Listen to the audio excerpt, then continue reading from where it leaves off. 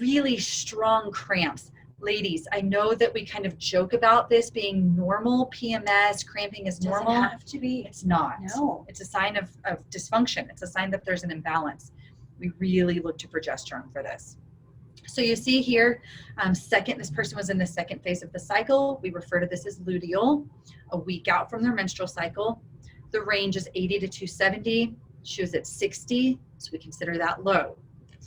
Now, we can dig deeper. We can get into what's causing the low progesterone. There's many different factors to consider here, from gut health to cortisol to nutrients.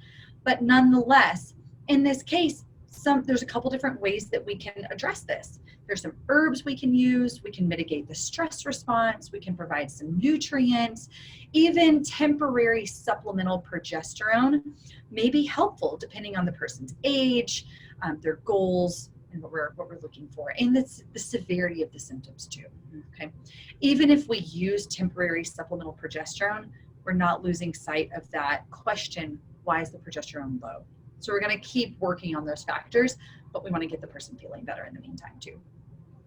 That is a big one. I think this is one that we hear a lot from clients, right? The anxiety, the short-tempered, just this internal intensity, tension. Yeah, exactly. It is. Exactly. Yeah, just like that tightening of the chest, the hypersensitivity. So please know that it is worth looking into. It is. It is. You do not have to suffer. No. All right, here's breaking down different view, adding on testosterone and DHEA. Yes, so the other ones we have talked about, DHEA and testosterone. So DHEA is our precursor hormone, and we'll see that in just a minute. What I mean by precursor is our steroid hormones. So all of the hormones we're talking about here, we refer to, they're in a steroid composition. It's really what that means. But nonetheless, it starts with cholesterol, which is really important to know. I'm going to show you guys this. Yeah, let's look at the graph this here. Is important. So this is our steroid hormone cascade. As you notice here, it starts with cholesterol. So pausing here for a minute, cholesterol has been villainized for years, decades, right? Never want high cholesterol. Too much cholesterol is a bad thing. Avoid the eggs, avoid the red meat, avoid the bacon. Lower cholesterol, the better. It's false. We need cholesterol. Every cell in the body is comprised of cholesterol, and it provides the backbone from which all of our steroid hormones are built. I mean, take a look at this, right? Cholesterol to pregnenolone, and then all of this. Everything else needs to come from your cholesterol. Super important hormone. Yes. So correct. Too much is not a good thing. Again, ask why. Why is there too much cholesterol? Too little is not a good thing either.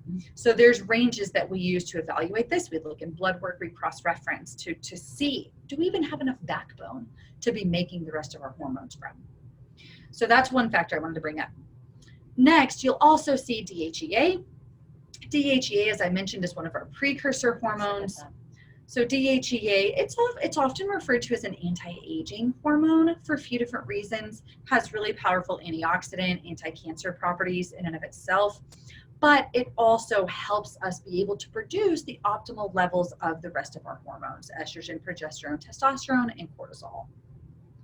So we see in this person, DHEA is great. It's mid-range. DHEA looks normal. If DHEA is low, then we start to look at chronic stressors that have been going on for a long time and the body's becoming depleted. If DHEA is high, like in this case, we see androstenedione, very similar precursor like DHEA. If it's high, then we see there's probably an active stressor going on and the body is responding accordingly. Like an infection? Like an infection, like emotional stress, a trauma. A trauma, a great example. Yep, exactly.